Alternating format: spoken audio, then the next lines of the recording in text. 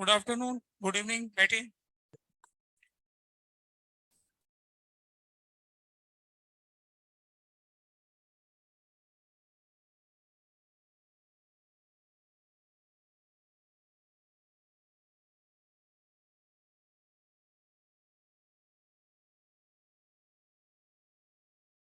Hello.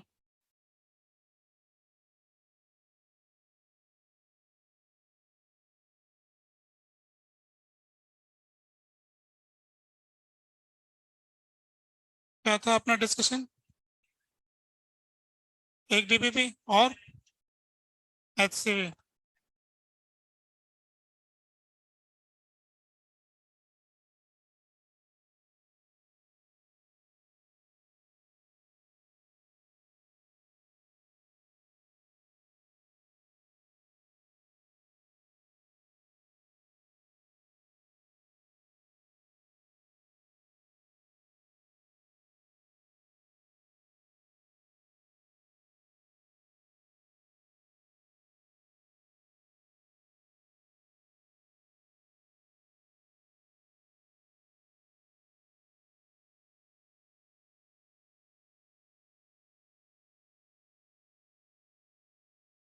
क्या number है DPP?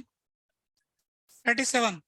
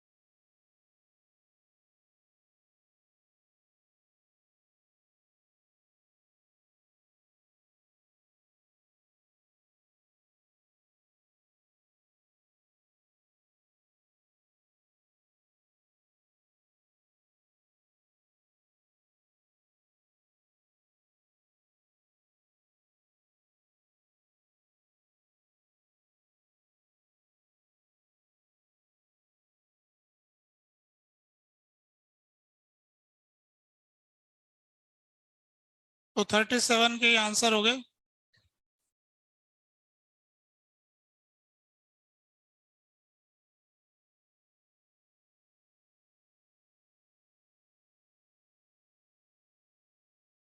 मिल गया answer.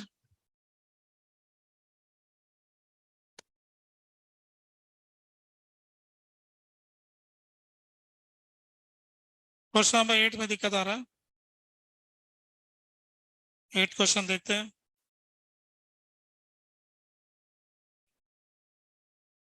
Share modulus of rigidity के डायमेंशन क्या है? तो जो भी मॉडुलस के फार्मूले हमारे पास, strain stress is equal to Young's modulus into strain, ऐसा आता है। तो स्ट्रेन तो डायमेंशन लेस होता है ना? तो जो स्ट्रेस का डायमेंशन हो वही कांस्टेंट का डायमेंशन होता है सारे, है ना? यंग्स मॉडुलस, शेयर मॉडुलस, सारे मॉडुलस का डायमेंशन वही होता है जो प्रेशर का होता है। तो प्रेशर का डायमेंशन क्या होता है निकाल लो, फोर्स अपॉन एरिया। ठीक है। और शेयर मॉडुलस का फॉर्मूला आता है शेयर स्ट्रेस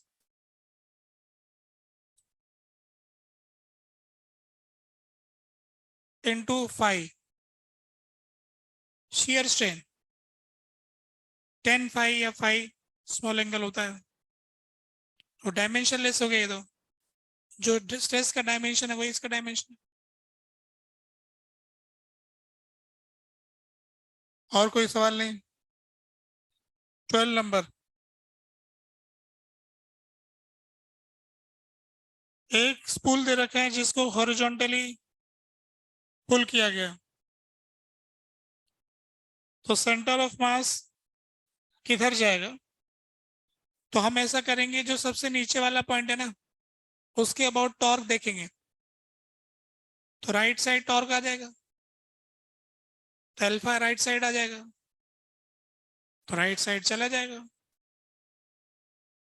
ठीक है, लोएस्ट पॉइंट के अबाउट टॉर्क देख लेंगे, तो अपन को पता लगे कि राइट साइड अल्फा आ रहा है, तो प्योर रूलिंग करना है तो ये राइट साइड आ जाएगा।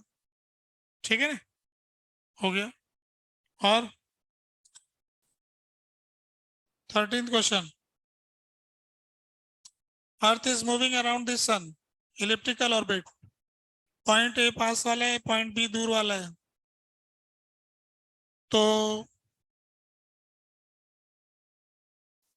हमसे पूछ रहे हैं कौन सा ऑप्शन में दिक्कत आ रही। B, gravitational potential energy of earth sun system is greater when earth passes through point a. तो पोटेंशियल एनर्जी के फॉर्मूले में माइनस साइन आता है, तो डिस्टेंस कम होगा, तो डिवाइड छोटे से होगा तो नंबर माइनस का बड़ा आएगा। माइनस में ज्यादा नंबर आते हो किसी के, तो उसके लोग कह रहे हैं कि नंबर कम आ रहे हैं। ऐसे किसी का -1 आया, किसी का -10 आया, तो लोग -10 वाले को बुरा बताएंगे, कम है ना उसके नंबर, ज्यादा थोड़ी बोलेंगे। तो इस हिसाब से जो पास वाला पॉइंट है उसका माइनस बड़ा होगा, यानी छोटा होगा। माइनस में बड़ा बोले तो छोटा होता है। ठीक है, जिसके -10 है वो कम नंबर वाला है -1 से।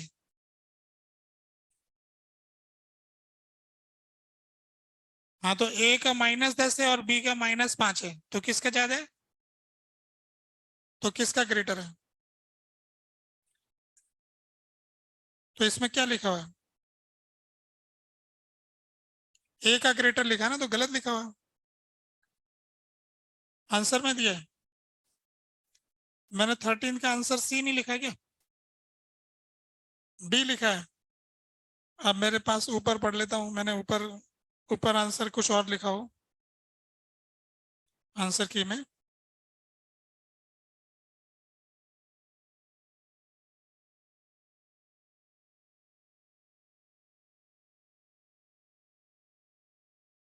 ठीक है, अब सही है, आंसर चेंज कर दिया गया है ना।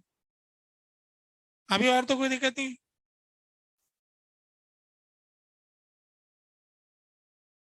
ठीक है, अब आते हैं अपन एचसीवी में। एचसीवी के 40 प्रश्न, सीधे साधे प्रश्न।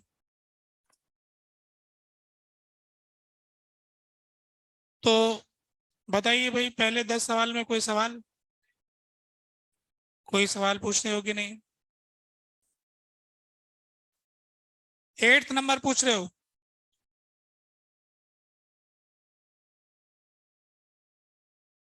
क्या लिखा है।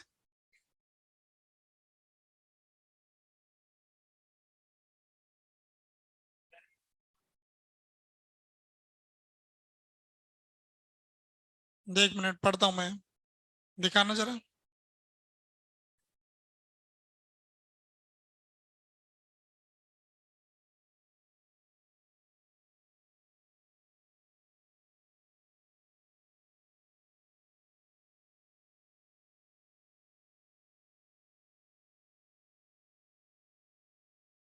एक स्क्वायर की 3 साइड,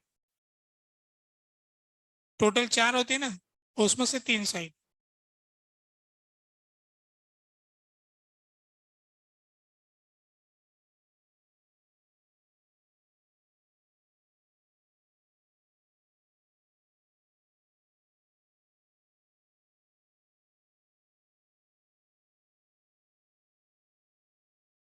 एक ऐसा स्क्वायर बनता है, इसकी 3 साइड।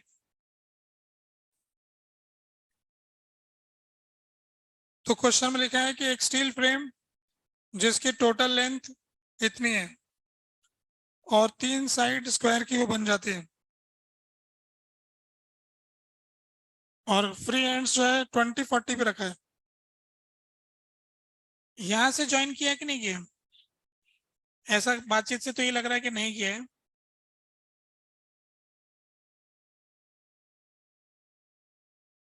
बस स्क्वायर बनाने से मिला क्या फिर इनको? तो ऐसे घुमाने से क्या मिला फिर? सीधे ही रख लेते, एक ही आ रहा है।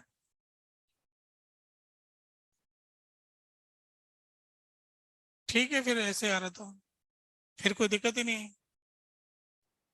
तो आप 10वां सवाल में कुछ पूछ रहे थे, क्या कह रहे थे? इसका ये option, the temperature at 0.11 centimetre from the left hand. तो उस ए पॉइंट, उस पॉइंट का टेम्परेचर टी मान लो, इधर से आने वाला करंट, आगे जाने वाला करंट, बराबर कर दो। ऐसा तो क्लास में किया ही। उसके बीच का रेजिस्टेंस निकलो, कर सकते हो। अब 11 से लेके 15 तक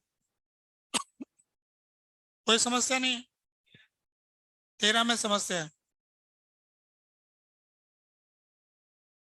देखो 13 नंबर,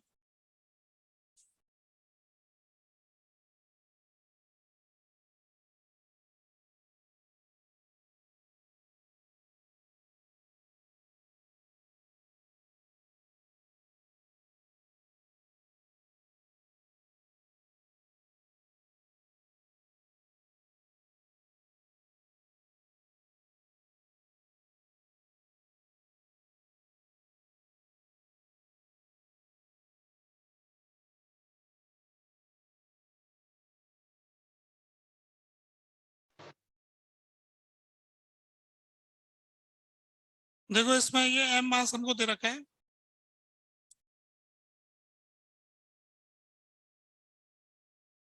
और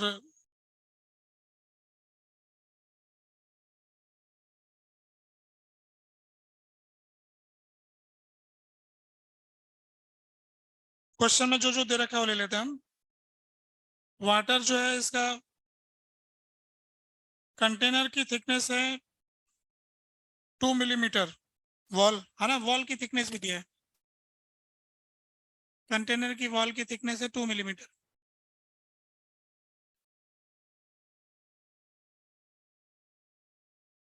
और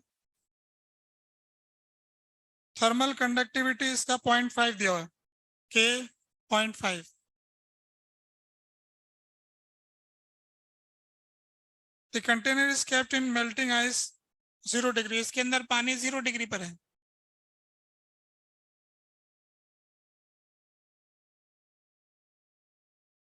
सरफेस एरिया इसका दे रखा है टोटल 0.05।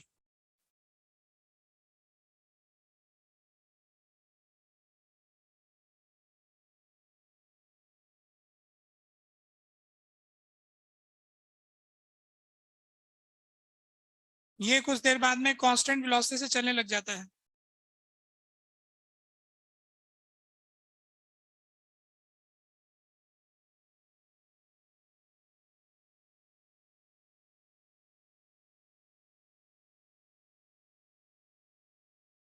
और पानी का टेम्परेचर जो है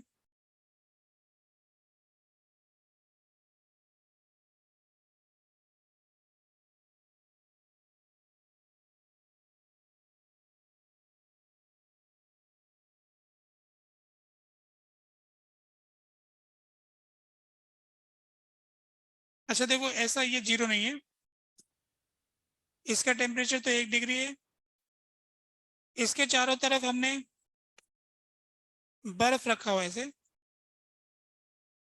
बाहर का टेम्परेचर 0 डिग्री मेंटेन किया है, ऐसा बोल रहे हैं हम। तो इसमें एक स्टेडी स्टेट आ चुका है, ऐसा बोल रहे हैं, अब बदलाव नहीं हो रहा है।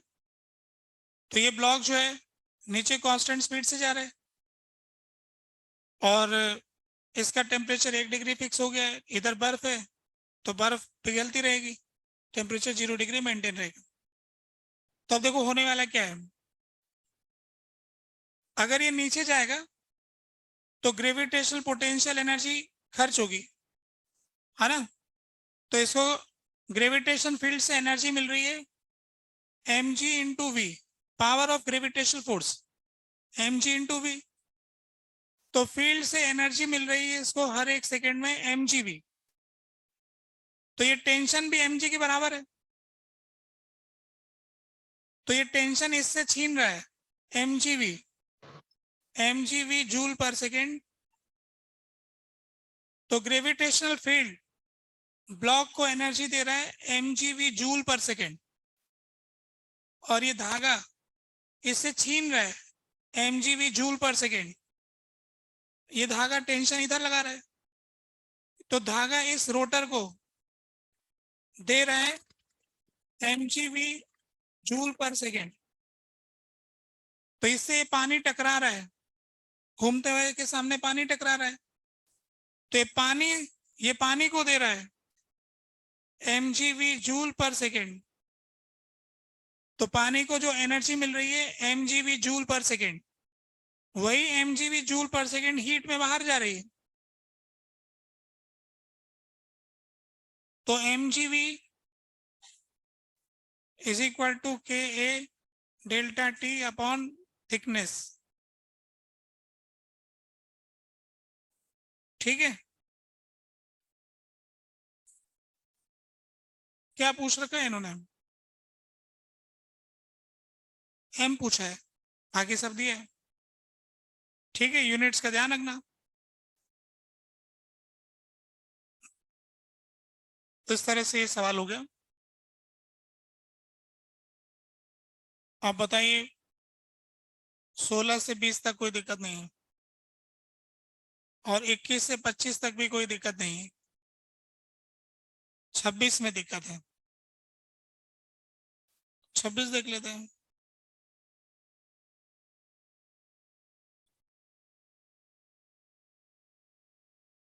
छब्बीसवें क्वेश्चन में क्या दिक्कत आ रही भाई, बताओ। एक तरफ 0, एक तरफ 100। हर इसमें इसका दे रखा होगा कुछ रेजिस्टेंस। सेम मटेरियल ना, सारा ही सेम मटेरियल है, तो अपन एक तरफ का लेंथ है 60 प्लस 10, 70 हो गया ना ऊपर वाले हिस्से का। 70 ऊपर वाले का हो गया, और नीचे वाले का उसके पैरेलल में लेंथ है 60। पैरेलल में आ रहा है ना इसके साथ 60 और 70। तो अगर 10 सेंटीमीटर का आर मान लेते हैं, है ना, अगर 10 सेंटीमीटर लेंथ का रेजिस्टेंस आर मान लेते हैं, तो 70 का 7R और नीचे वाला 6R। तो 6R 7R मिला के कितने होते हैं? 6 इंटू 7/6 + 7। ये बीच वाले का आ गया। फिर 2R इधर 20 सेंटीमीटर, इधर 20 सेंटीमीटर जोड़ दिया, टोटल आर आ गया। टोटल टेम्परेचर डिफरेंस पता है, निकालना क्या है?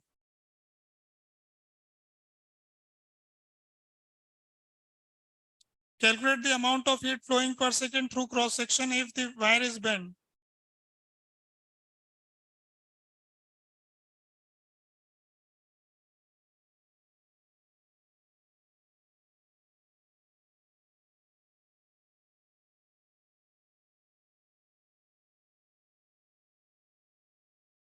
अच्छा, टोटल 130 है, तो उसको 130 के बराबर कर देंगे, तो उससे आर आर मिल जाएगा, है ना। आर मिल जाएगा तो फिर अब इन दोनों में बांट लेंगे, है ना। कहने का मतलब टोटल करंट तुमको पता है, ऐसे ही बांट लो, वैसे ही पता लग जाएगा। 130 जूल पर सेकेंड तो आ रहा है। अब इधर वाली साइड में तो 7R, और इधर वाली साइड में 6R। 7R और 6R, तो इधर चला गया I1, और इधर हो गया 130 माइनस I1। अब इसके अक्रॉस पोटेंशियल डिफरेंस सेम है, टेम्परेचर डिफरेंस सेम है।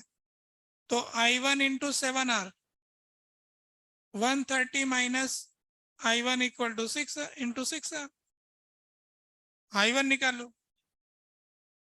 जब पूरा आई दे रखा है तो फिर दिक्कत ही कहाँ, ऐसे कर लो। ठीक है, करंट का बंटवारा करते हैं, ऐसे हीट का बंटवारा कर लो। ठीक है ना। अब बताइए 30 सवाल तक कोई दिक्कत है क्या? 31 से 35 कोई दिक्कत नहीं। 34।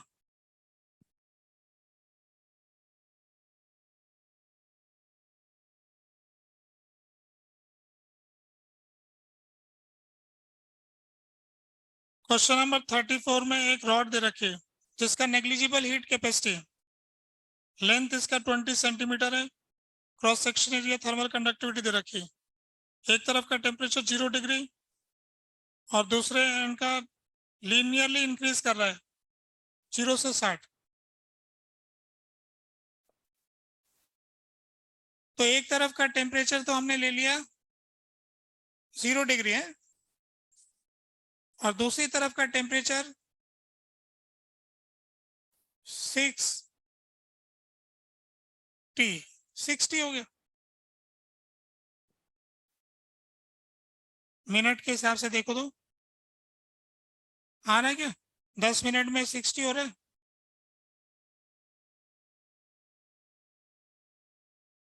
10 मिनट में 60 हो रहा है तो टी का जगह 10 रखोगे तो 60 हो गया। 0 से 60 बढ़ता है 10 मिनट में, 1 मिनट में 6 होगा, 2 मिनट में 12 होगा, 10 मिनट में 60 होगा। ऐसा हो गया। तो पूछा हमसे क्या है? टोटल हीट ट्रांसफर 10 मिनट में कितना हीट ट्रांसफर होगा। तो किसी भी टाइम टी पर इसमें हीट करंट निकाल लेंगे। बोले तो D Q by D T K a temperature difference 60 - 0 उल्टा लिख दिया, करंट यूं जाएगा इस तरफ अपॉन एल। अब इस टी को उधर ले जाओ,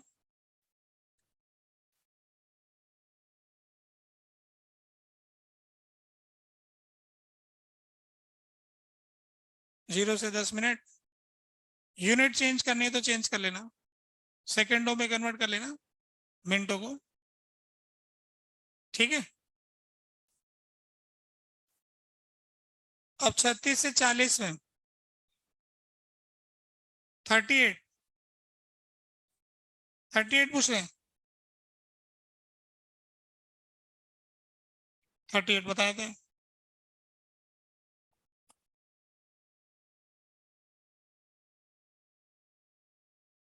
तो 38 नंबर का क्वेश्चन देखिए।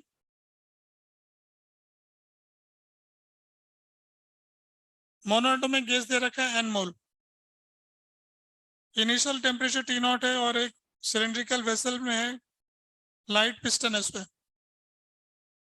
मोनोएटॉमिक गैस n मोल, लाइट पिस्टन।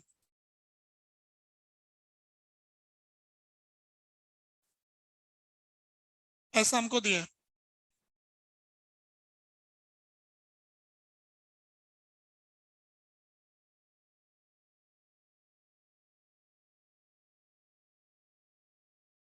थर्मल कंडक्टिविटी के इसका दे रखा है और नेग्लिजिबल हीट कैपेसिटी, इसका थर्मल कंडक्टिविटी अपन को के दे रखा है।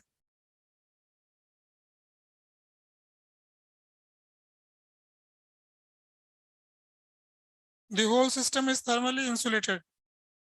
At time t equal to 0, temperature of first body is T1 and the temperature of second body is T2.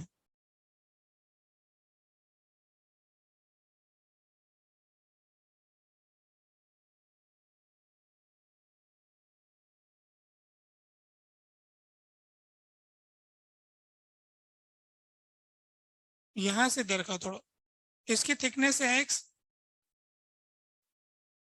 और इसकी कंडक्टिविटी के है ना।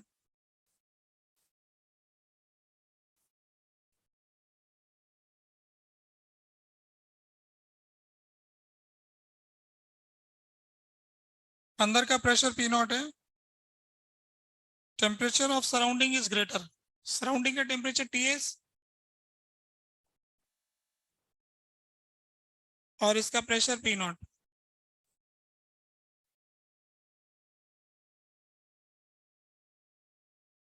वो तो होगा ही क्योंकि लाइट पिस्टन है ना, तो पी नॉट आ ही जाएगा अंदर का प्रेशर। अब इसमें ये पूछा है कि स्लो चेंजेस मानना है, तो find the distance moved by the piston in time T. T time में पिस्टन कितना डिस्टेंस ट्रेवल करेगा ये बताना है। तो टेम्परेचर डिफरेंस की वजह से हीट फ्लो होगी इधर, तो इस तरफ का हीट करंट हम लिख सकते हैं I D Q by D T. जो हीट इसको मिलेगा वो होगा के a temperature difference T S minus, अब इसका टेम्परेचर तो चेंज हो जाएगा, शुरुआत में टी नॉट है पर किसी टाइम टी पे तो टी होगा, तो मान लेते हैं कि बाद का टेम्परेचर टी हो गया, तो T S minus T upon x. तो ये किसी भी टाइम टी पर इसको मिलने वाली हीट हो गई। अब क्योंकि इसका प्रेशर कांस्टेंट रहेगा, स्लोली हो रहा है ना ये प्रोसेस, तो प्रेशर कांस्टेंट रहेगा, तो हम इसके डी क्यू को लिख सकते हैं N C P D T. D Q is equal to N C P D T, D Q by D T लगा दें,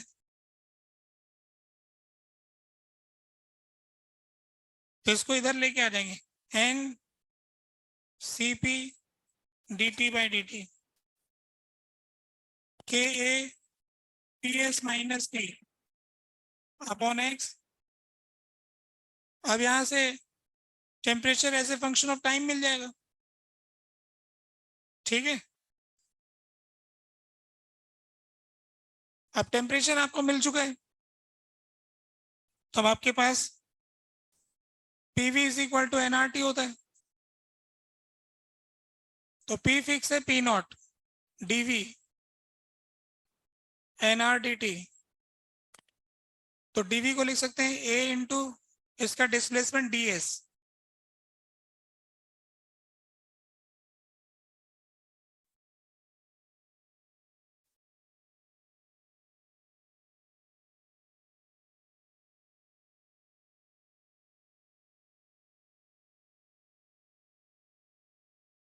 ये ऐसे ही कर लो सीधा ही, क्यों इसको डी लिख रहे हो, इंटीग्रेट कर दो, जीरो से एस टी नॉट से टी फाइनल, फाइनल टेम्परेचर, तो पी नॉट ए एस बराबर n r t final minus t naught. Final temperature कितनी देर में पूछा है, कब तक का पूछा है, टी टाइम, वहां से निकाल लेंगे। Temperature as a function of time तो निकाल ही लिया, कितने टाइम का पूछा है तो टी टाइम का निकाल लेंगे, तो टी टाइम का टेम्परेचर यहाँ रख देंगे फाइनल, और टी टाइम का टेम्परेचर यहाँ से इंटीग्रेट करके निकाल लेंगे, वो उधर रख देंगे, तो ऐसा आ जाएगा, ठीक है। हो गया, हो गए 40 सवाल। अब और कोई दिक्कत नहीं रहा, ठीक बात है। तो कैसे हैं भाई एचसीवी के सवाल, आसान, लास्ट के 2-4 साल छोड़ के। कितनी देर लगी आप लोग करने में, 3 घंटे।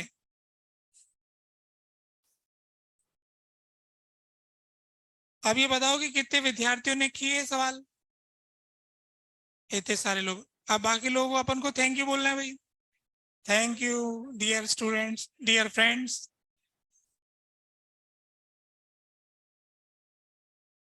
जो लोग कहते हैं ना आईआईटी की तैयारी में क्या करूं, कौन सी किताब करूं, है ना, जो किताब है वो दिया वो तो करो, समय पे कर लो। ऐसे रोज ही बूंद बूंद करके घड़ा खाली हो जाता है और बूंद बूंद करके भर जाता है ना। थोड़ा थोड़ा सही रोज ही हिसाब करेंगे तो लोग आगे निकल जाएंगे ऐसे ही, और लोग ऐसे ही पीछे छूट जाएंगे। अच्छा, तेज दिमाग वाले लोग भी पीछे छूट जाते हैं।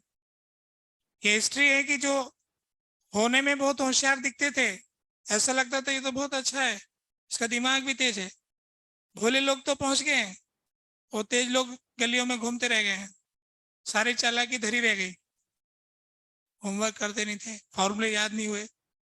हाँ ना, जो मेहनत नहीं करता वो लास्ट में गलत चीजों पे हाथ मार के आता है, आधा अधूरा काम करके तो माइनस बटोर लेता है, और सबके सामने उनकी रिपोर्ट बिगड़ जाती है और वो मन में होशियार समझते रह जाते। तो ये तो इतिहास है हमेशा का ही, है ना।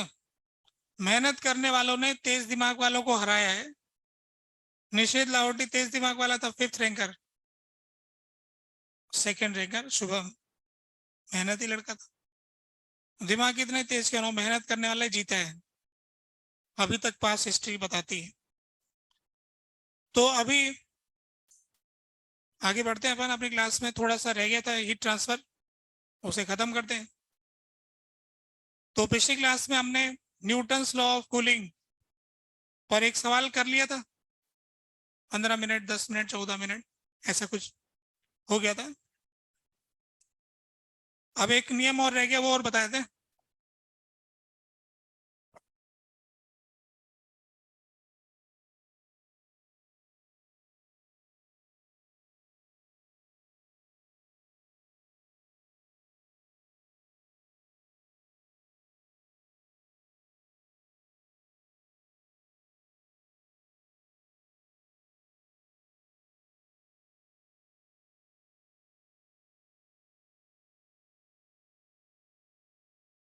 Wien's displacement law.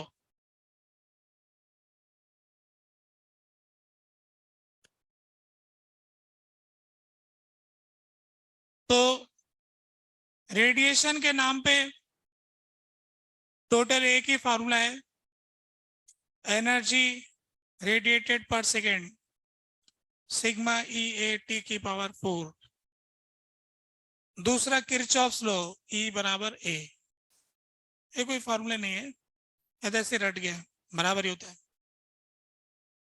और न्यूटन्स लॉ उसका अप्रोक्सीमेशन हो गया, और पूरे चैप्टर में कोई फार्मूला ही नहीं है। अब एक वीन्स डिस्प्लेसमेंट लॉ क्या है ये और बताते हैं, फिर बात कंप्लीट हो जाएगी। तो वीन ने क्या किया कि ब्लैक बॉडी रेडिएशन, जो ब्लैक बॉडी है उससे जो रेडिएशन प्राप्त होता है उसको हम छांट लेते हैं।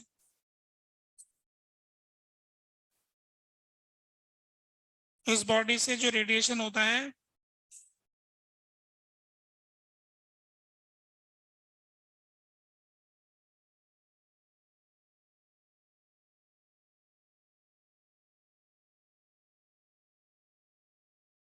तो ये जो प्रिज्म होता है, प्रिज्म और लेंस की सहायता से रेडिएशन को रोल नंबर वाइज छांट लेते हैं।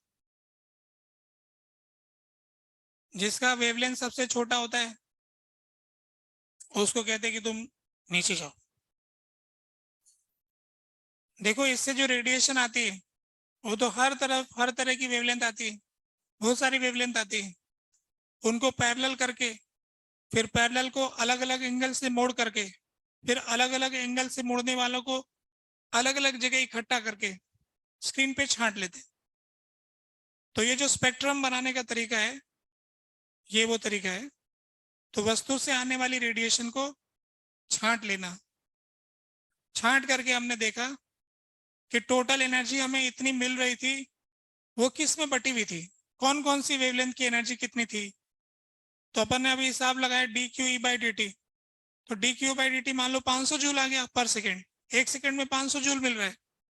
पर ये जानना चाहते हैं कि कितना जूल किस वेवलेंथ का है, 500 में से इस वेवलेंथ में कितना मिल रहा है, दूसरी वेवलेंथ का कितना मिल रहा है। ऐसे हिसाब लगाने के लिए वीन ने इस तरह का स्पेक्ट्रम प्राप्त किया। जब उन्होंने स्पेक्ट्रम प्राप्त किया तो अगर अपन किसी भी एक जगह पर देखेंगे तो वहां पर एक लेमडा होगा, और उसे थोड़ा सा ऊपर जाएंगे तो लेमडा प्लस डी लेमडा होगा। इतने इलाके में जो लाइट पहुंची उसको उन्होंने एक मेजरमेंट किया कि लेमडा से lambda plus D lambda wavelength के करस्पॉन्डिंग जो एनर्जी है उसका हिसाब लगाया गया। तो एक नई क्वांटिटी डिफाइन की जिसका नाम रखा गया spectral emissive power.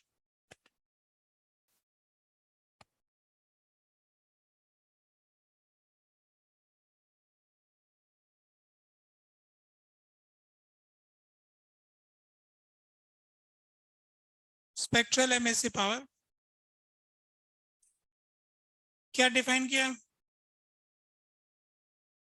Energy radiated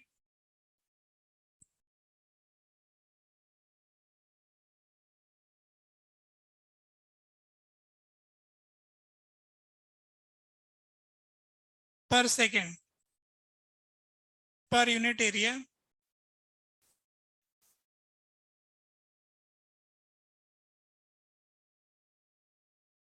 corresponding to wavelength lambda to lambda plus d lambda divided by d lambda. Energy radiated पर सेकेंड पर यूनिट एरिया। देखो अलग अलग वस्तुओं का एरिया अलग अलग हो सकता है, तो इसलिए पर यूनिट एरिया और हर एक सेकेंड में देख रहे हैं। तो एनर्जी रेडिएटेड पर second per unit area, total energy जो रेडिएट हुई उनमें से लेमडा से लेमडा प्लस डी लेमडा के कितना एनर्जी है। अगर इसको नोटेशन में ऐसा लिखें ई लेमडा, तो ये हो गया D P E lambda divided by D lambda. तो लेमडा से lambda plus D lambda wavelength रखने वाली एनर्जी का हिस्सा कितना है, तो हम देखेंगे कि वो हिस्सा बहुत छोटा सा आएगा। अब छोटे को छोटे से डिवाइड करेंगे तो ठीक आ जाएगा, इसलिए डी लेमडा से डिवाइड कर दिया। तो डी लेमडा से डिवाइड कर, आपने देखा थर्मोडायनेमिक्स ऐसा करते रहते हैं, है ना। मैक्सवेल्स वेलोसिटी डिस्ट्रीब्यूशन वाले में भी ऐसे ही कुछ था। तो जहां पर ऐसे डेटा निकालना पड़ता है तो ऐसा करना पड़ता है। तो ये स्पेक्ट्रल एमएससी पावर हो गई, जिसका फॉर्मूला यहाँ लिख दिया मैंने, शब्दों में ऊपर बता दिया। अगर मुझे इसका ग्राफ वगैरह बनाना है तो बना देंगे, जो इन्होंने डेटा इकट्ठा किया उसका ग्राफ बना दिया। तो ग्राफ बना देते हैं, इधर बना देते हैं। इस तरफ ई लेमडा और इस तरफ लेमडा, और ये थर्मोडायनेमिक्स वाले ग्राफ भी है ना, एक पहाड़ी बना देते हैं फिक्स, यही ग्राफ आता है। आईआईटी के स्टूडेंट्स का भी नंबरों का यही ग्राफ आता है ना। ये देखे मैंने कुछ ईयर के उन्होंने ग्राफ जारी किए हैं, यहाँ का ही कट ऑफ चाहता है, ये बच्चे रह जाते हैं।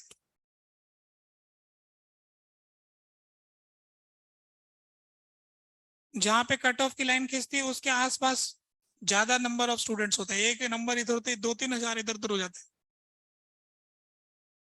मतलब एक क्वेश्चन गड़बड़ करते हैं आप 5,000 रैंक पीछे है। जैसे जिसकी 15,000 रैंक आई ना, मतलब वो ऐसे खतरे में है कि उसके 1-2 सवाल से तो 10-9 हजार आ जाते। ऐसे आखिरी वाले जो कट ऑफ जाता है जहां पर, वहां ऐसा रहता है। ऊपर वालों में तो ज्यादा नहीं रहता है, मतलब उसमें अंतर ऐसा इतना नहीं रहता है, मतलब इतने सारे रैंक नहीं आएगी।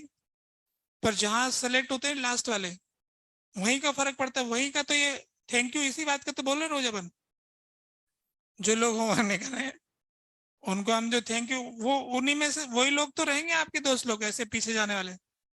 एक आधा सवाल वो होमवर्क नहीं करके आएंगे और वो छूटेगा उनका, तो फिर वो आपके लिए थैंक यू वाला मामला बनेगा कि नहीं बनेगा।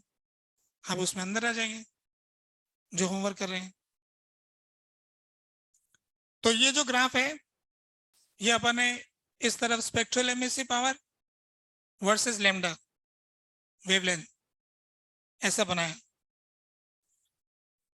तो हम ये देखते हैं कि कोई एक ऐसी वेवलेंथ है जिसके अंदर मैक्सिमम स्पेक्ट्रल एमिसिव पावर आ रही, यानी एक ऐसी वेवलेंथ है जिसकी एनर्जी सबसे ज्यादा मिल रही है, वो स्क्रीन के ऊपर सबसे ब्राइट दिखाई देगा। तो उसको अपन लेमडा एम का नाम देते हैं, जिसमें ये ई लेमडा की मैक्सिमम वैल्यू आ रही।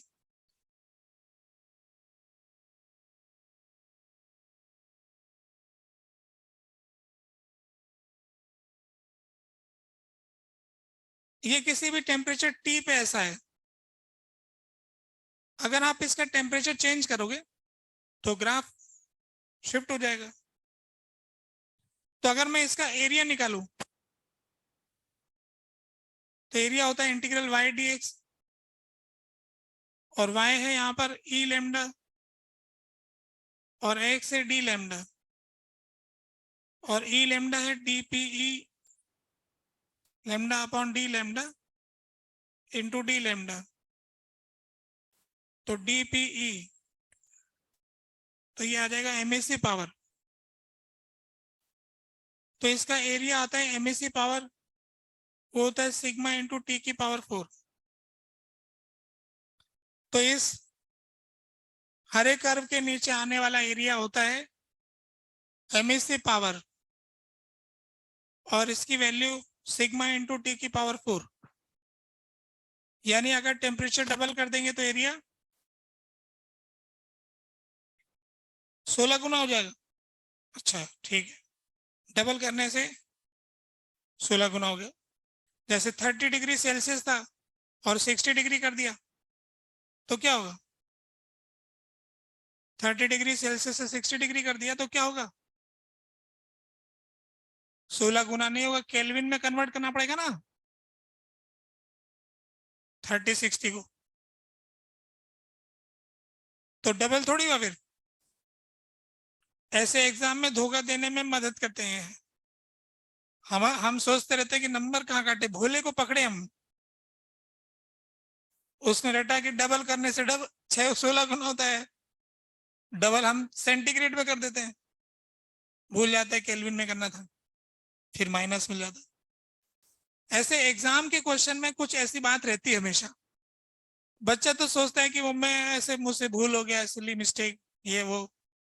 अरे वो मिस्टेक की तो पकड़नी थी, चालाकी तो यही रखी गई थी पेपर में। कुछ लोग सोचते हैं कि शीट कर लिया, होमवर्क हो गया, फॉर्मूला रट लिया, हो गया चैप्टर, अब तो हो जाएगा।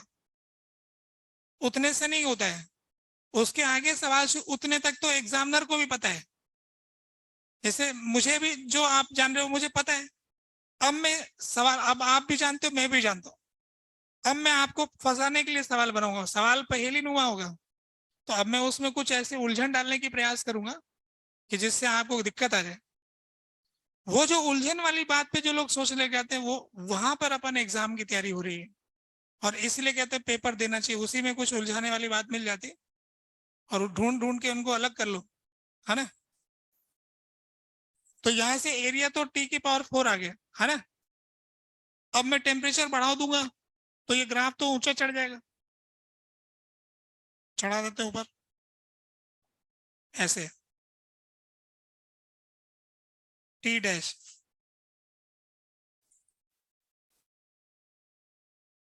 Lambda m dash. तो टी डैश जो है ग्रेटर देन टी है। बड़े हुए टेम्परेचर पर ग्राफ ऊंचा हो जाएगा और इसका पीक लेफ्ट में शिफ्ट हो जाएगा। ये जो पीक डिस्प्लेस कर रहा है, इसलिए वीन्स डिस्प्लेसमेंट लो। वो है क्या? वीन ने हमें क्या बताया? ये बताया कि lambda m into t is equal to lambda m dash into t dash is equal to constant.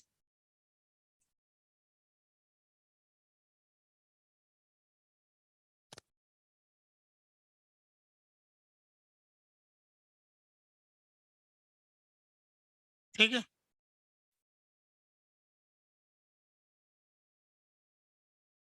इसको कहते हैं वीन्स डिस्प्लेसमेंट लॉ। ये एक और नियम है इस चैप्टर का। इसमें बी जो है वो है वीन्स कांस्टेंट। अब वीन्स कांस्टेंट का सिंबल बी क्यों रखा है ये मुझे नहीं मालूम। बी किसका नाम आ गया बी में, है ना। वीन का तो नाम नहीं है कोई, उसके पिताजी का भी नहीं होगा शायद। पूरे नाम में कहीं बी नहीं है। विलियम्स है क्या नाम, पूरा नाम पता नहीं। वीन के नाम में बी नहीं है, पर कांस्टेंट, वीन्स कांस्टेंट है ना बी। अब इसकी वैल्यू आप पढ़ लेना एनसीईआरटी से। वैसे तो अप्रोक्सीमेटली मैं 0.3 केल्विन सेंटीमीटर ऐसा रट के बैठा हूँ। 0.28288 ऐसी वैल्यू होती, 0.288, उसको मैंने 0.3 कर लिया, 0.2878 ऐसा होता है शायद। तो 0.2878 का 0.288, फिर 0.288 का 0.3, है ना, इतना राउंड ऑफ कर दिया। केल्विन सेंटीमीटर रखा है। अब किसी को सेंटीमीटर अच्छा नहीं लगता है तो मीटर में कर लो, और छोटा दिखेगा फिर, है ना। माइक्रोमीटर में करो तो और बड़ा आ जाएगा। माइक्रोमीटर में कितना आ जाएगा, ये 2 डेसिमल के साथ के 4 डिजिट आ जाएगा।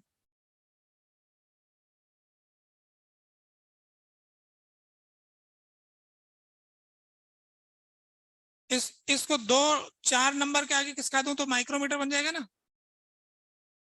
मतलब ऐसे 2878 केल्विन माइक्रोमीटर,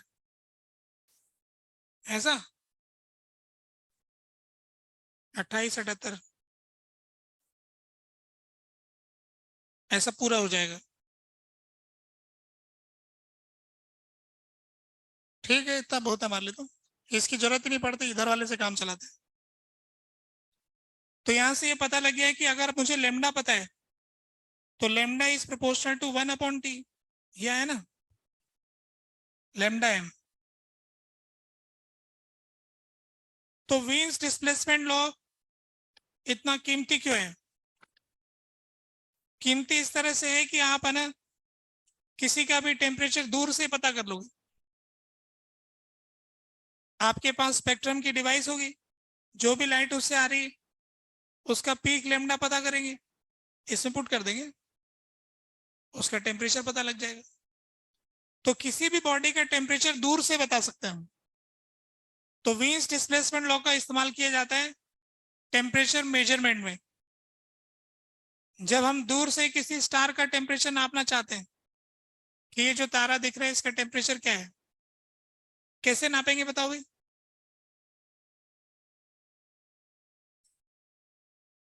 उस स्टार से जो रेडिएशन आ रही उसका स्पेक्ट्रम निकालेंगे। तो जब अपन रेडिएशन लेने जाएंगे तो उसी की आ रही है, कैसे पता लगेगा? स्टार तो बहुत सारे हैं, उसी का आ रहा हो बाकी का नहीं आ रहा हो, वो कैसे करेंगे? नहीं कर पाएंगे। बाकी लोग एब्सेंट हो जाएं वो प्रेजेंट हो तभी है। देखो सन का तो पता कर लेते हैं कि सुबह सारे स्टार एब्सेंट रहते हैं, सन प्रेजेंट रहता है, क्यों?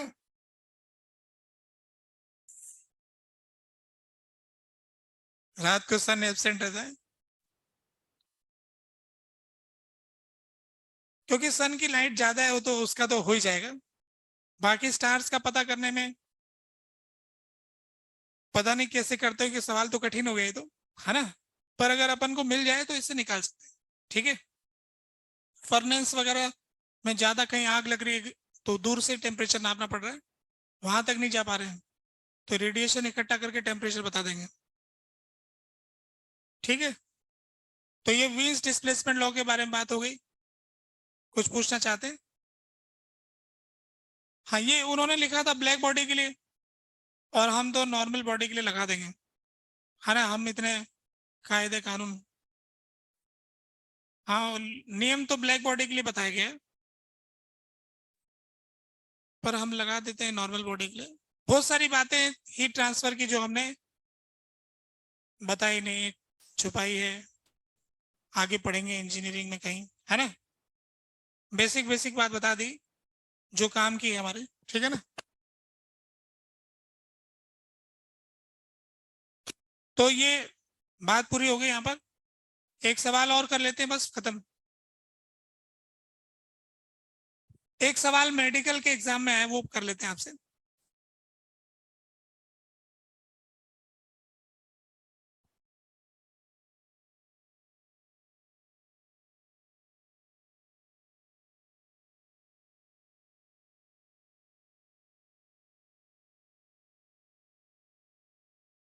फ्यूज वायर के बारे में सवाल आया है।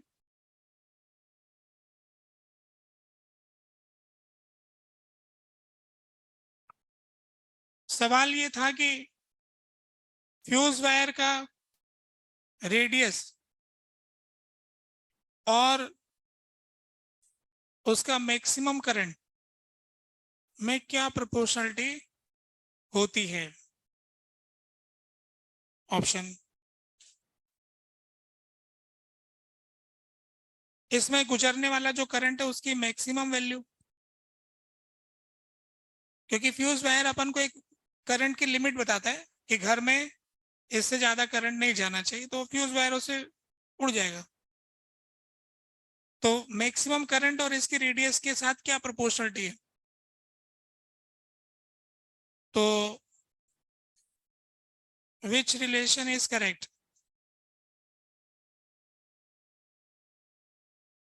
एक ऑप्शन है कि I maximum is proportional to r square, I maximum is proportional to r cube, I maximum is proportional to r की पावर 1.5।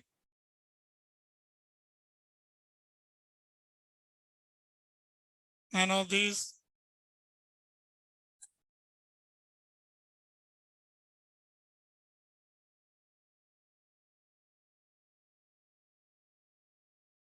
मेडिकल की परीक्षा का सवाल है ये।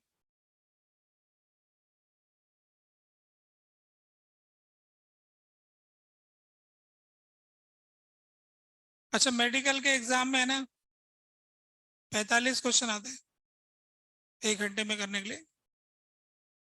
विद्यार्थी आईआईटी वालों को कहते हैं कि आप तो 30 करो, उसमें 5 छांट के कर लेना, है ना। कहीं नहीं हो रहे आपसे 10 में से 5 कर लेना और 20 कर लेना। मेडिकल वालों से कह रहे हैं कि देखो आपका फिजिक्स तो सब्जेक्ट नहीं है, आप तो बायोलॉजी पढ़ो, फिजिक्स के 45 सवाल करो। 45 क्वेश्चन बनाने वाला, खुद पेपर बनाने वाला थक जाता है, 45 कहाँ से बनाऊंगा, क्योंकि इतनी बार तो पूछ चुके हैं, नया ढूंढना पड़ता है ना। तो ये अब वो कितनी, हर बार एक सवाल तो पूछ नहीं पाएंगे, नया नया पूछना चाहते हैं, तो 45 नए सवाल ढूंढने में जोर आता है हमेशा ही। इसलिए वो कहाँ कहाँ से ढूंढ ढूंढ के सवाल लाते हैं। किसी ने कहीं पूछा हो, उठा लेते हैं कि पूछ लो बच्चों से।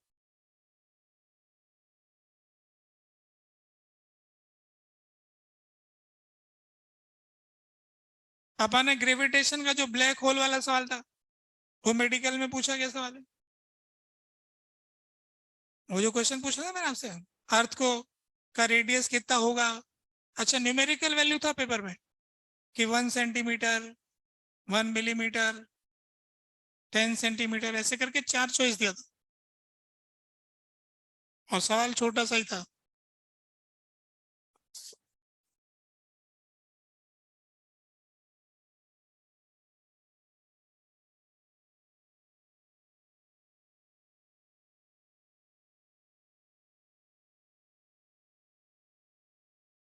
ये सवाल, फ्यूज वायर है ना, तो कौन सा करंट होगा।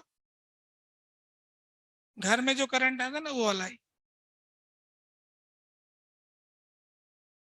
घर में जो इलेक्ट्रिसिटी वाला वायर है ना, उसमें जो करंट जाता है उसके बारे में बात है। ठीक है, आप लोगों ने कर लिया, आ गया आंसर।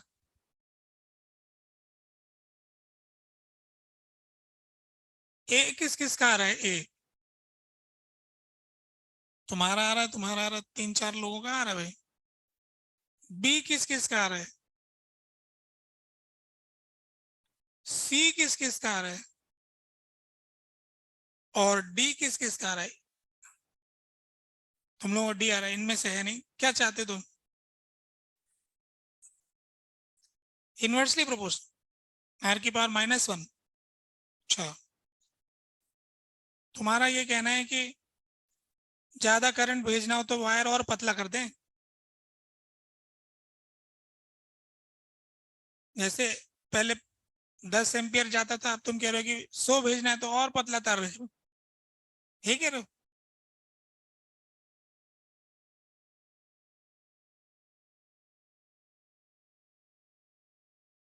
देखो कैसे करेंगे।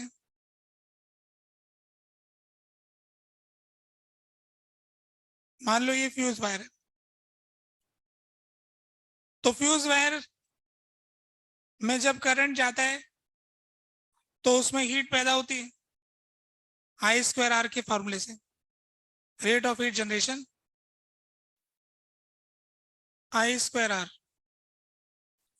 अब ये जो रेट ऑफ हीट जनरेशन है उससे उसका टेम्परेचर बढ़ जाता है, टेम्परेचर इतना बढ़ जाता है कि वो पिघलने की हालत में आ जाता है, तो उसका टेम्परेचर मेंटेन हो रहा है। यूं मान लो कि इस मैक्सिमम करंट पर वो चल रहा है, एक इससे अब ज्यादा करंट जाएगा तो पिघल जाएगा, तो उसका जो मैक्सिमम टेम्परेचर है वो फिक्स होगा कि इस टेम्परेचर तक वो सहन कर लेगा। तो मान लेते हैं वो टेम्परेचर T हो चुका है। अब इससे जो रेडिएशन हो रहा होगा, जितना ये प्रोड्यूस हो रहा है उतना ही रेडिएट करता रहेगा, तो मेंटेन रहेगा मामला। तो अंदर हीट प्रोड्यूस हो रहा है I²R, और इतना ही हीट ये रेडिएट करता रहेगा, तो इतने करंट से घर में काम चलता रहेगा, और इससे ज्यादा करंट होते ही फ्यूज हो जाएगा, माने उड़ जाएगा, फ्यूज उड़ जाएगा। तो अब ये कितना रेडिएट करेगा, अगर इसकी लेंथ L मान लेते तो वो आ जाएगा सिग्मा EA T⁴। सराउंडिंग के टेम्परेचर को कंसीडर करने की जरूरत नहीं, क्योंकि हाई टेम्परेचर होता है जिसपे फ्यूज वायर उड़ जाता है, तो सराउंडिंग उसके रेस्पेक्ट में नेग्लिजिबल हो जाता है, बड़े नंबर का फोर्थ पावर के रेस्पेक्ट में छोटे नंबर का फोर्थ पावर छोड़ दिया जाता है। तो अब यहाँ से आई का मैक्सिमम वैल्यू, अब इसका रेजिस्टेंस लेंगे तो इसकी रेडियस R, तो rho L upon area πr², rho L by sigma E। अब इसका एरिया हो जाएगा 2πRL T⁴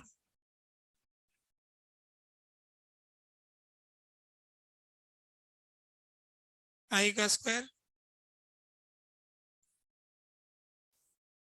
L से L कट जाएगा, पाई इधर चला जाएगा, I मैक्सिमम का square 2π² sigma E R³ T⁴ upon रो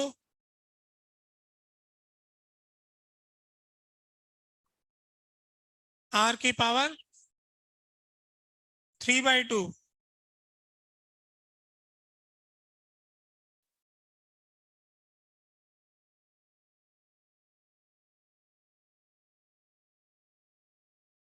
बाकी सब चीजें फिक्स है, तो फ्यूज वायर का रेडियस का पावर 3/2 आ गया। तो अगर आप करंट डबल करना चाहते हो तो रेडियस का क्या करो, इससे पता लग रहा है। ठीक है, मेरे से ये क्वेश्चन एक विद्यार्थी ने पूछा था, मेडिकल का बच्चा है, बोले सर एक सवाल पूछना है। मैंने तो पहले कभी कर नहीं रखा था, मैंने कहा ऐसा सवाल पूछ लिया है, फ्यूज वायर, मैंने कहा फ्यूज वायर इतना पढ़ाते हैं तुम्हारे को। अब मैंने कहा चलो अंदाजा मारते हैं। फिर उस समय मैंने यहाँ पे ना एटमॉस्फेयर का टेम्परेचर भी लिखा था, T⁴ माइनस T सराउंडिंग की पावर 4, उस टाइम डिराइव करते वक्त। फिर उसने ऑप्शन दिखाए थे मुझे, मैंने कहा मेरा तो ये वाला आ रहा है, हाँ यही दिया हो सर। मैंने कहा ठीक है फिर, है ना। देखो डर तो लगता है, नया साल पूछते हैं ना, ऐसा लगता है कि हमने कर नहीं रखा, पता नहीं क्या होगा, फिर बच्चा एक्सपेक्ट भी करता है ना।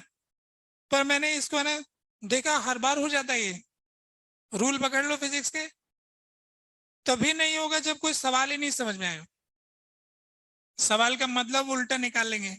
कभी कभी हुआ भी ऐसा, कि हमने कुछ और मतलब निकाल लिया है, फिर हमने बताया, फिर बच्चा बोलता है ये तो आया नहीं सर, ये तो है नहीं, तो फिर दोबारा सवाल पढ़ते हैं।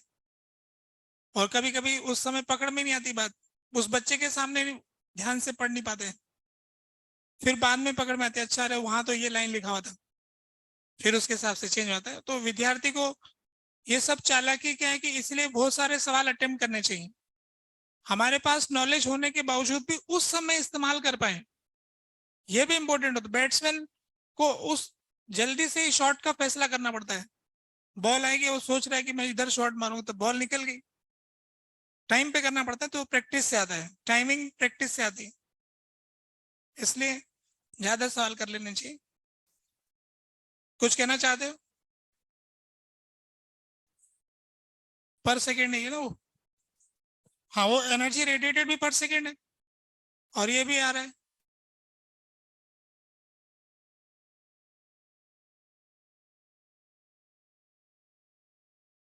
ये तो फ्यूज वायर से पूरे में कितनी एनर्जी आ रही है लिख दी मैंने, और इससे कितनी जा रही है लिख दी। पर यूनिट एरिया क्यों लिखोगे, फिर ये भी पर यूनिट एरिया लाना पड़ेगा ना, ये भी एनर्जी पर सेकेंड है।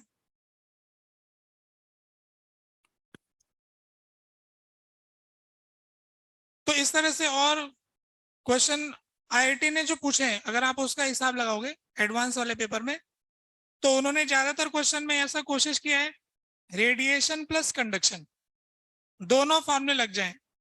वो चाहते हैं टी की पावर 4 वाला फॉर्मूला भी यूज करना पड़े, और वो चाहते हैं कि K A delta T by delta X वाला फॉर्मूला भी लगाना पड़े। तो ज्यादातर क्वेश्चन इसी कैटेगरी के हैं, एडवांस के पेपर के जो भी सवाल है। और कभी कभी वीन्स डिस्प्लेसमेंट लॉ वगैरह लगा देते हैं, ये वाला लेमडा टी कांस्टेंट, इसको भी लगा देते हैं, और दूसरे को भी यूज करवा लेते हैं, लंबा सा सवाल बना देते हैं। तो एक सवाल और कर लेते हैं चलो।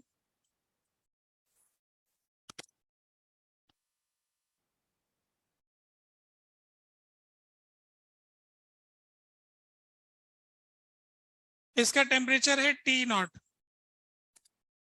सराउंडिंग का टेम्परेचर है टी एस।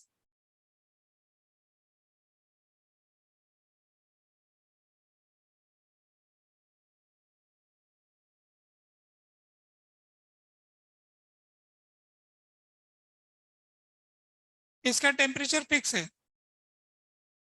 और ये भी फिक्स है, ये भी फिक्स है, वो भी फिक्स है। इसका एरिया ए है, और साइड से एमिशन नहीं होता, सिर्फ इधर से होता है, इधर से इसको ढका हुआ है किसी तरह से, रेस्ट्रिक्टेड है ना, मान लो ऐसा, ये सिर्फ एंड से ही एमिट कर सकता है, और इसका लेंथ है एल, कंडक्टिविटी के। तो इसका फ्री एंड जो है उसका टेम्परेचर क्या होगा, find temperature of free and.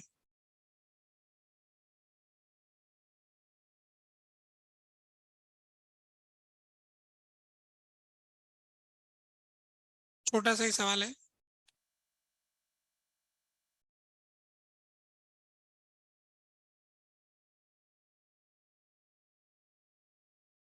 ये जो रॉड दिखा रखी है, ये सिर्फ फ्री एंड से एमिट कर सकती है ना, बाकी साइड से एमिशन इसका अलाउड नहीं है।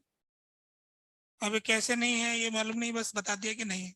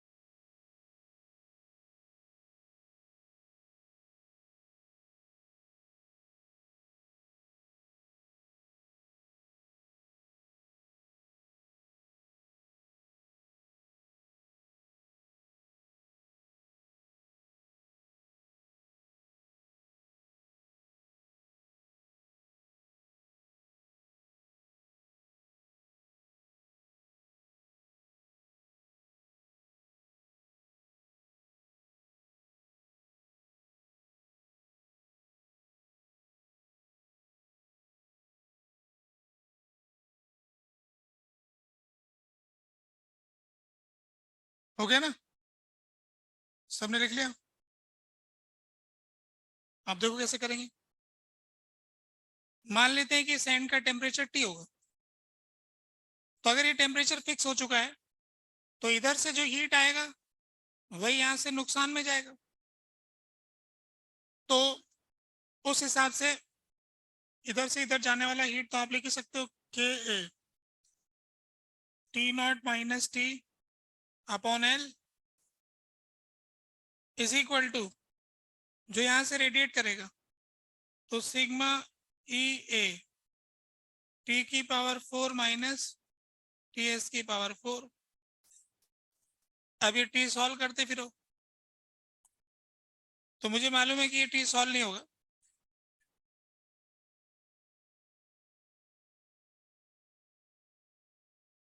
इससे तो अच्छा ये होगा कि टी दे दो, टी नॉट पूछ लो, है ना? टी मत पूछो ना, टी सॉल्व नहीं होगा मेरे से। टी एस दे रखा है और टी नॉट दे रखा है तो टी तो कैसे सॉल्व कर लोगे आप? फोर्थ पावर आ गई, बस इतना ही बहुत है हमारा, है ना? इसमें और मैं ऐसा आपने लिख लिया, ये लिखा था, बस सॉल्व नहीं कर पा रहे थे, टी है ना? समझ रहा हूँ मैंने गलत सवाल पूछ लिया। टी दे करके टी नॉट पूछना चाहिए ना। ठीक है, तो हो गया बस ये हीट ट्रांसफर के बारे में इतनी बातें बहुत है। नेक्स्ट चैप्टर की हेडिंग लगा दें।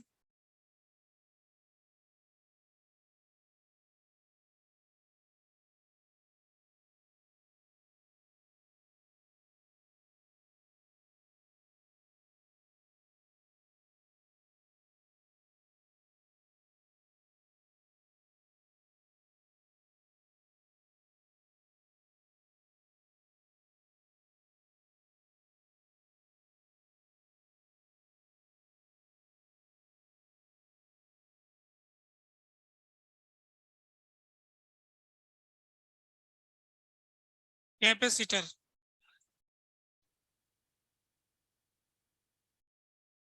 ठीक है।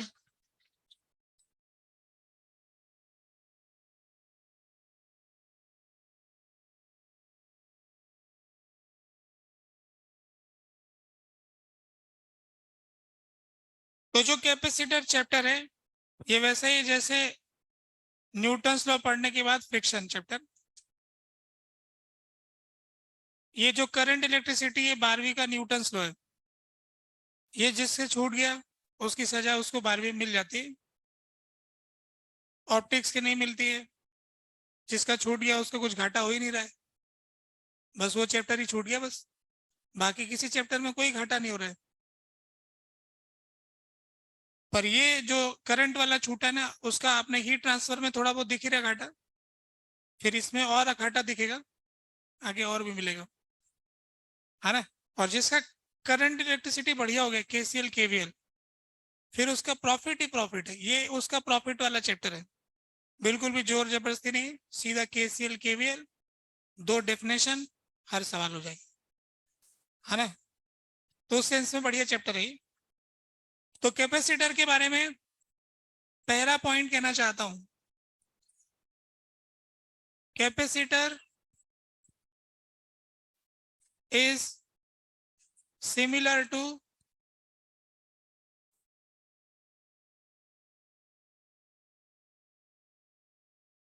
स्प्रिंग, या दूसरे शब्दों में कहें तो जैसे आपने न्यूटन्स लॉ वाले सवाल में फिर स्प्रिंग वाले सवाल आते, है ना? तो स्प्रिंग के पोटेंशियल एनर्जी वाले, स्प्रिंग के फोर्स वाले थोड़ा अलग ही फॉर्मूले होते हैं, वैसा सा है। तो जो जो स्प्रिंग का इस्तेमाल होता है वही सब कुछ कैपेसिटर का इस्तेमाल होता है। कैपेसिटर सर्किट में स्प्रिंग की तरह, तो अगर अपन समझे तो स्प्रिंग क्या क्या करती है, तो हम जानते हैं कि स्प्रिंग एनर्जी स्टोर करती है, तो हम ये कहते हैं कि कैपेसिटर भी एनर्जी स्टोर करता है। तो वो लाइन लिख लेते हैं,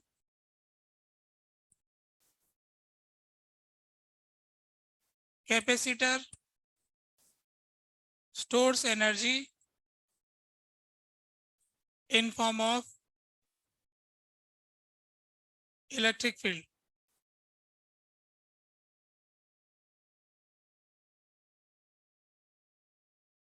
जैसे अगर हम घर में पानी इस्तेमाल करना चाहते तो घर में टंकी रखते, टंकी भर के रख लेते हैं। टंकी भर के क्यों रखते हैं? तो इसका जवाब ये कि गवर्नमेंट ने पूरे 24 घंटे पानी की व्यवस्था रखी नहीं कि हर टाइम गवर्नमेंट गारंटी ले ले। गवर्नमेंट की गारंटी पक्की नहीं है पानी की, किसी दिन बंद कर देती है। सुबह 2 घंटे पानी आता है तो हम सुबह मोटर वोटर चला के अपनी टंकी भर लेते हैं, फिर दिन भर इस्तेमाल करते हैं।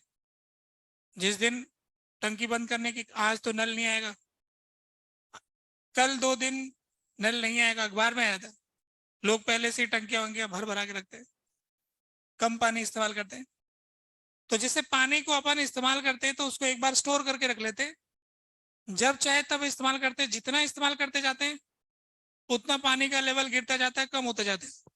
ठीक है, ऐसे ही कैपेसिटर भी है। कैपेसिटर की फॉर्मेट में अपन एनर्जी स्टोर कर सकते हैं। अभी तक कैपेसिटर की कोई ऐसी अच्छी टेक्नोलॉजी आई नहीं हमारे पास जिसमें कि हम छोटे में ज्यादा एनर्जी स्टोर कर पाए। हमें ज्यादा पानी स्टोर करने के लिए छत के ऊपर बड़ी टंकी बनानी पड़ती है, और पूरे मोहल्ले के लिए गवर्नमेंट वाले एक बड़ी टंकी बना के रखते हैं। वो भी व्यवस्था रखने के लिए उनको भी टंकी बनानी पड़ती है कि सब घरों में पानी पहुंचाएंगे तो कैसे पहुंचेगा। तो पहले वो टंकी में चढ़ा के रखते, फिर उसके प्रेशर से सबके घरों में पानी अपने आप स्पीड से जाता है। दूर दूर तक पानी पहुंचाएंगे कैसे, तो ऐसा पूरा सेटलमेंट पानी का वो करके रखते हैं। तो कैपेसिटर भी एक ऐसा ही अरेंजमेंट है जो एनर्जी को स्टोर करके रखता है। और जैसे टंकी का पानी इस्तेमाल करते हैं वैसे कैपेसिटर की एनर्जी को इस्तेमाल किया जा सकता है, और जैसे जैसे इस्तेमाल करते जाएंगे वो खाली होता जाएगा। आने वाले टाइम में अगर गवर्नमेंट लाइट के बारे में भी ऐसा कर दे, अच्छा कैपेसिटर वाला सिस्टम बन जाएगा ना, तो उस दिन गवर्नमेंट कहेगी कि भाई दिन भर लाइट नहीं देंगे, सुबह 2 घंटे कैपेसिटर चार्ज कर लो। तो टंकी की तरह घर में कैपेसिटर लगा रखे, फिर चार्ज कर लेंगे। फिर दिन भर वो कहेंगे, फिर सड़कों में गलियों में तार के हाथ लगाओ, करंट वरंट नहीं आएगा, सुबह सुबह आएगा बस। लोग एक मारे जाते हैं खंबे वंबे में, दिन भर करंट नहीं आएगा। सिर्फ इतने बजे से इतने बजे तक लाइट आएगी, भर लो कैपेसिटर में एनर्जी, दिन भर में यूज करो, पंखा चलाओ, टीवी चलाओ। तो कैपेसिटर जो है वो ऐसा भविष्य में इस्तेमाल किया जा सकता है, अभी तक नहीं हो पाया है। ऐसा कहते हैं कि जो आसमान में बिजली चमकती है, इस बिजली चमकने में इतनी एनर्जी है कि अगर उसी से कैपेसिटर चार्ज कर लो तो एक बार के चमकने से पूरे भारत भर के घर के कैपेसिटर चार्ज हो जाएंगे। हाँ ना, इतना इतना बिजली से इतनी एनर्जी मिल सकती है, पर हमारे पास तरीका नहीं स्टोर करने का। जब ये हो जाएगा तो फिर इसमें इस्तेमाल करना शुरू हो जाएगा। फिलहाल हम जो दूसरे इस्तेमाल करते हैं वो करते ही हैं। तो कैपेसिटर एक पानी की टंकी की तरह एनर्जी स्टोर करने वाला है, ये हम कह सकते हैं। आगे सर्किट में यूज करेंगे इस तरह का।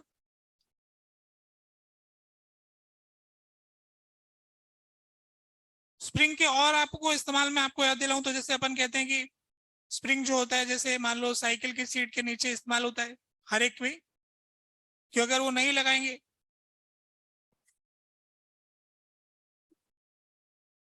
अगर सीट के नीचे स्प्रिंग इस्तेमाल नहीं करेंगे तो उसके इसमें जो झटके लगेंगे पता लग जाएगा कि क्या फर्क पड़ता है। लोग कह रहे हैं कि सड़क तो एकदम प्लेन थी, फिर क्या दिक्कत है? एकदम प्लेन बोलते तो भी प्लेन नहीं होती, कुछ ऊपर नीचे रहता ही है। तो उसकी वजह से हमें एकदम झटका ना लगे। तो स्प्रिंग का ये नेचर होता है कि जैसे मान लो आपकी साइकिल आगे चलती है, थोड़ा सा जमीन नीचे है तो आपकी सीट तो वही रह जाती, साइकिल नीचे हो जाती है ना। फिर थोड़ा सा एडजस्टमेंट होता है तो आपको कोई ऐसा जोर का झटका लगता नहीं। तो सर्किट में अचानक से कभी करंट आ जाए तो कैपेसिटर क्या करता है, करंट का झटका नहीं लगने देता है। तो जिस तरह से शॉक एब्जॉर्बर की तरह स्प्रिंग काम करती है, कैपेसिटर भी सर्किट में ऐसे स्प्रिंग की तरह काम करता है।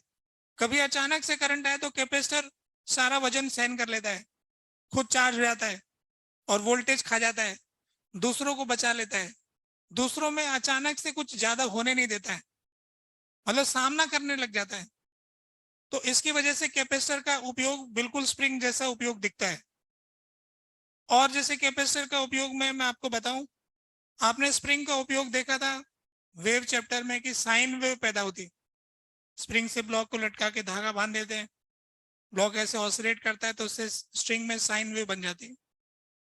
तो कैपेसिटर का इस्तेमाल हम इलेक्ट्रोमैग्नेटिक वेव बनाने में क्रिएट करते हैं, ईएम वेव बनाते हैं कैपेसिटर की सहायता से। तो कैपेसिटर स्प्रिंग की तरह काम कर रहे हैं, तो जो स्प्रिंग काम करती है वही काम यहाँ पर भी हो रहा है। ठीक है। फोटोग्राफी वगैरह, फोटोग्राफ में जो एकदम फ्लैश लाइट जो पड़ती है, एक इंस्टेंट के लिए अपन को लाइट चाहिए होती है फोटो खींचते वक्त, तो वो कैपेसिटर को डिस्चार्ज करके एकदम लाइट जलाते हैं और एक फ्रैक्शन ऑफ सेकंड में ज्यादा करंट चाहिए। बैटरी से अपन जानते हैं करंट कम आता है, किसी बैटरी से करंट लेते हैं तो उससे बैटरी क्या है कि थोड़ा सा चार्ज आता है, फिर वो डिस्चार्ज होता है, फिर केमिकल के थ्रू एनर्जी मिलती है। कहने मतलब केमिकल रिएक्शन होती है और केमिकल रिएक्शन के थ्रू एनर्जी स्लोली मिलती है। तो बैटरी से कांस्टेंट करंट मिल जाता है, धीरे धीरे मिलता है, पर कैपेसिटर से आपको अचानक करंट मिल सकता है ज्यादा। तो इसलिए फोटोग्राफी में इसका इस्तेमाल होता है। ऐसे करके बहुत सारे इसके उपयोग हैं। हमारे को कोई सवाल में इस इन उपयोग का कोई यूज नहीं होने वाला है, हम तो इक्वेशन पढ़ेंगे, जो इक्वेशन आएगी ना वही काम की होगी। अभी इक्वेशन की बात कुछ भी नहीं बताई। अगला पॉइंट बताना चाहते हैं कि capacitor stores in energy in form of electric field. To store energy in form of electric field,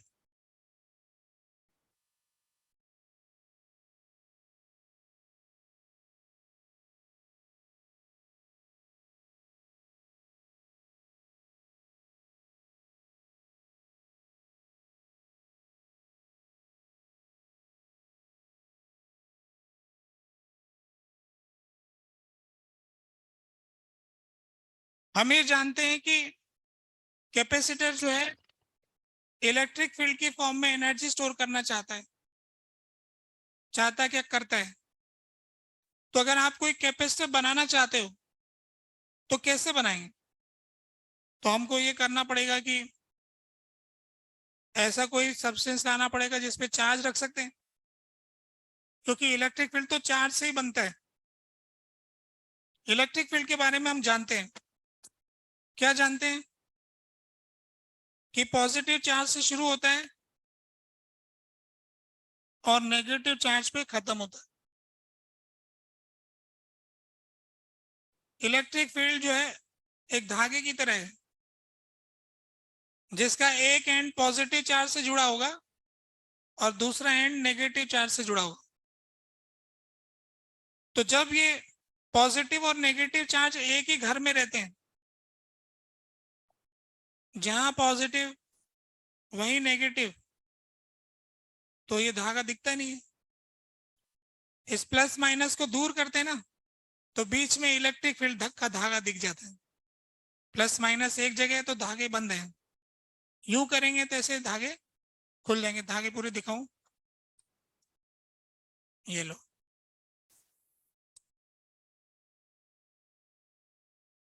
ऐसे करेंगे ना, धागे अंदर कैद हैं, प्लस माइनस के अंदर ही हैं, दिख नहीं रहे, यूं दूर करते ही आ जाते हैं। जैसे स्प्रिंग होती है ना, नेचुरल लेंथ, यूं खींचेंगे तो स्प्रिंग में एनर्जी स्टोर हो जाती है। तो चार्ज को दूर करेंगे तो बीच में इलेक्ट्रिक फील्ड आ जाएगा और इनमें एनर्जी स्टोर हो जाएगी। अब ये चार्ज दूर करेंगे तो दूर रहेंगे कैसे? रहने के लिए हमें क्या करना पड़ता है, कोई खूंटी गाड़नी पड़ती है कि भैया यहाँ पे आ जाओ, प्लस वालों यहाँ ठहरो,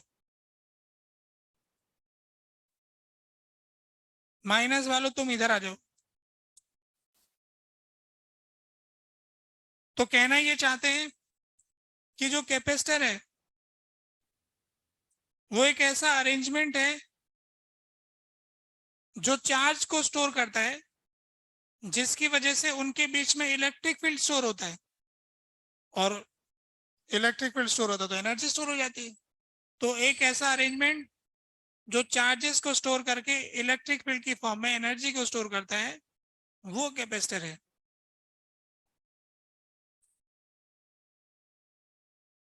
अब इनके बीच में एनर्जी स्टोर हो जाएगी। तो कैपेसिटर के बारे में अब हम ये कह सकते हैं, capacitor is made of two parts. Capacitor दो हिस्सों से मिलकर बनता है, एक वो जिससे लाइन शुरू होती है, एक वो जिस पे लाइन खत्म होती है। तो कभी कभी ऐसा होता है कि दूसरा हिस्सा दिखता नहीं, दिखता नहीं तो फिर वो कहाँ है? भगवान के पास, माने इन्फिनिटी पर है, बहुत दूर है इसलिए नहीं दिख रहा है। तो दूसरा हिस्सा, अगर ये मैं कह रहा हूं कि ये कैपेसिटर है, तो उसको मान लेंगे ये कैपेसिटर है, इसकी लाइन है फिर इन्फिनिटी पे जाएगी, इसका दूसरा हिस्सा अनंत पर है, ऐसा हम मान लेंगे। तो एक आइसोलेटेड वस्तु भी कैपेसिटर की तरह काम कर सकती है, पर ये इतनी अच्छी नहीं मानी जाएगी। क्या आपने इलेक्ट्रिक फील्ड कहाँ पे स्टोर किया है? बोले पूरी दुनिया में स्टोर किया। तो ये तो ठीक बात नहीं है, आप अपने घर में करें, दुनिया में क्यों करें? जहां चाहे किसी लोकेशन में करें ना स्टोर, हर एक को क्यों डिस्टर्ब करें?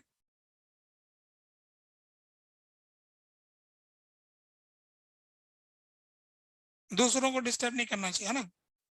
तो इसमें क्या है कि ये जो प्लस है, इससे ऐसे जा सकता है, तो इससे हमें पता लगा कि संसार में फिर तो कोई भी कैपेसिटर हो जाएगा। Anything which can store charge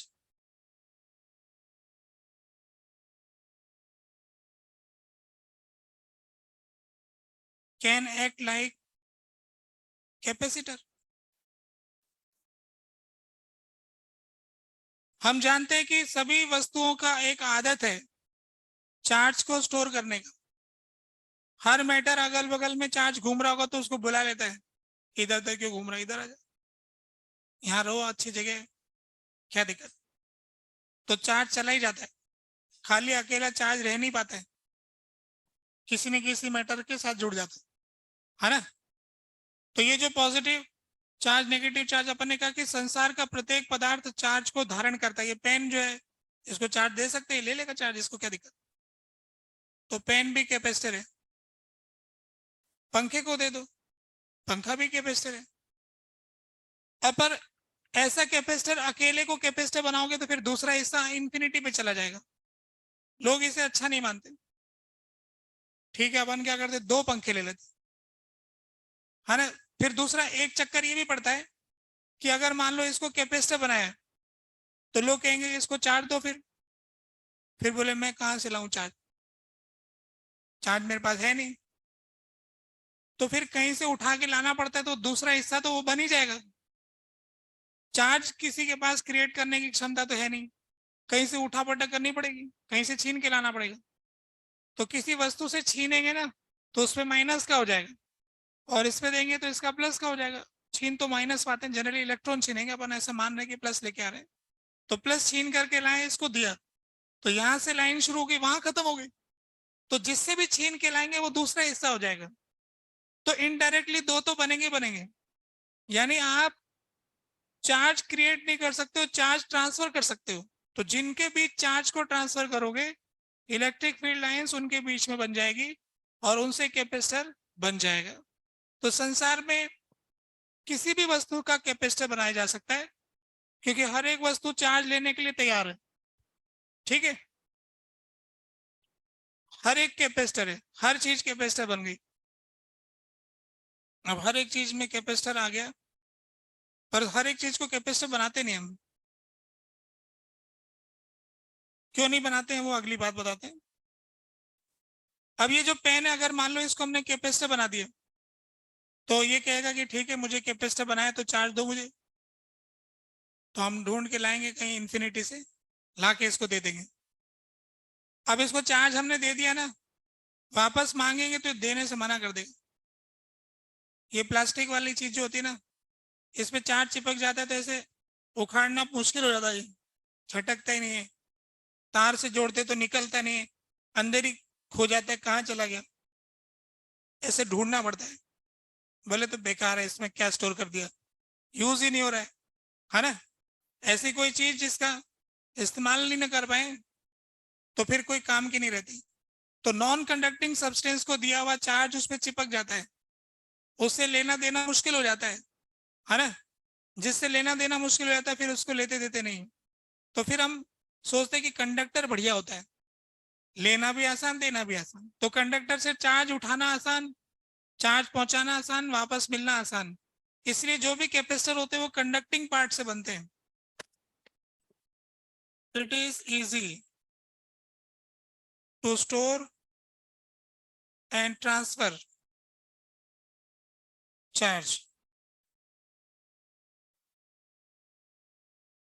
from conductor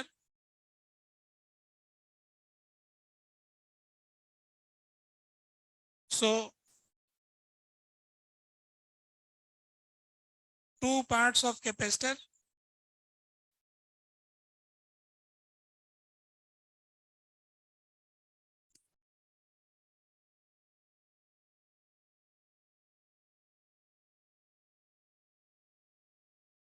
तो अब यहां से अपनी बात यहां तक पहुंच गई कि अगर हमें कैपेसिटर बनाना है तो दो कंडक्टर की जरूरत है। कोई भी दो कंडक्टर ले लो, पंखा पड़ा, पंखा उतार लिया, थाली ले ली, एक थाली ले लिया, एक पंखा ले लिया, थाली और पंखे का मिला के बन गया कैपेसिटर। कैपेसिटर की कंपनी खोल ली, क्या बनाते हैं, बोला हम कैपेसिटर बनाते हैं, नया कैपेसिटर बनाया, लोग ऑर्डर करेंगे बेच देंगे।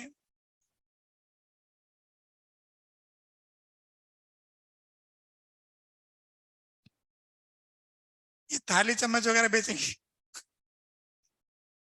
ऐसा नहीं बेचे। उसमें क्या प्रॉपर अरेंजमेंट होगा, सर्किट में इस्तेमाल करने वाला होगा। तो जो कैपेसिटर बनाया जाता है जैसे नॉर्मल, वो कैसे बनाते हैं, जैसे आपके पास में कागज है, कॉपी का पेज, इसके इसके ऊपर एक अपन ने एल्यूमिनियम की शीट लगा दी और इस कागज के दूसरी तरफ दूसरी एल्यूमिनियम की शीट लगा दी और इन दोनों को ऐसे फोल्ड करके गोल ऐसे सिलेंडर टाइप बना दिया।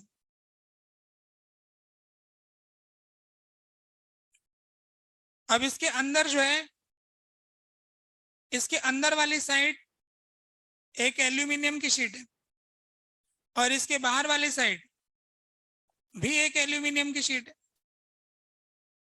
और बीच में आपका पेपर है नॉन कंडक्टिंग, जो आपस में कनेक्ट नहीं हो रहा है ऐसे।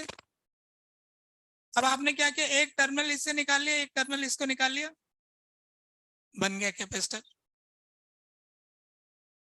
एक एल्यूमिनियम की फॉइल, बीच में कागज, फिर एल्यूमिनियम की फॉइल ऐसे राउंड किया, दो टर्मिनल निकाल के बंद करके प्रॉपर, ये लो सिलेंड्रिकल कैपेसिटर, ऐसे करके बेच देंगे। ठीक है। तो अब बेचने वाले के लिए पहले आपको खुद को नापना आना पड़ेगा कितना कैपेसिटेंस है उसका, फिर वो मांगेगा कि आप तो हमें इतने कैपेसिटेंस वाला भेजो, घर में सर्किट में लगाना है।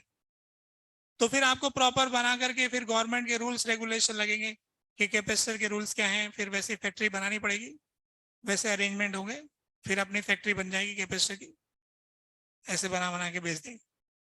तो कैपेसिटर देखने में ऐसे डब्बी टाइप लगेगा, ये ट्यूबलाइट के अंदर ऐसा आता था ना स्टार्टर, वो भी सिलेंड्रिकल टाइप।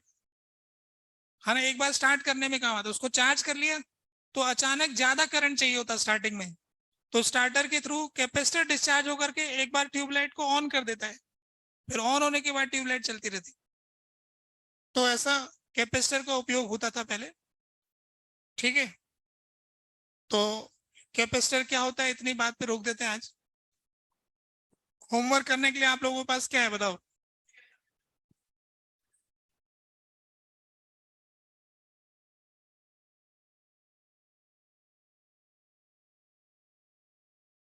देखो आप कह रहे हो कि एक्सरसाइज 2 में क्या रह गया? एक्सरसाइज 2 तो निपटा दिया ना पूरा ही। अच्छा, ये रेडिएशन वाली जो शीट है वो नहीं हुई, कंडक्शन तो हो गया, है ना? तो एक्सरसाइज 1 बच रही है, और उसमें कुछ मैं बताओ फिर। एक्सरसाइज 1 निपटाओ भाई। एचसीवी के सवाल कुछ बच रहे हैं, 40 तो निपटा ही दिए, थोड़े बहुत और हैं। हाँ तो ज्यादा नहीं है, वो भी निपटा दो। एचसीवी के क्या कह रहे हो, इंस्ट्रूमेंट के सवाल रह रहे हैं क्या? वो भी निपटा दो। अरे संडे है ना आप लोगों का, तो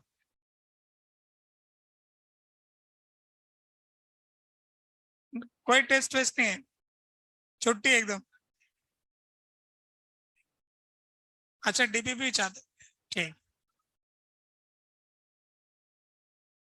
देखो, एक्सरसाइज 1 रेडिएशन का कंप्लीट कर रहे हो आप लोग, उसमें तो जो बचे हुए सवाल है थोड़े बहुत एचसीवी के बचे हुए सवाल ले रहे हैं। 40 तक तो वैसे निपटा लिए, बाद में बचे क्या? ऐसे ही उसमें इंस्ट्रूमेंट में भी ज्यादा नहीं बचे हैं। 88 तक है क्या? किस में? करंट वाले में? अच्छा,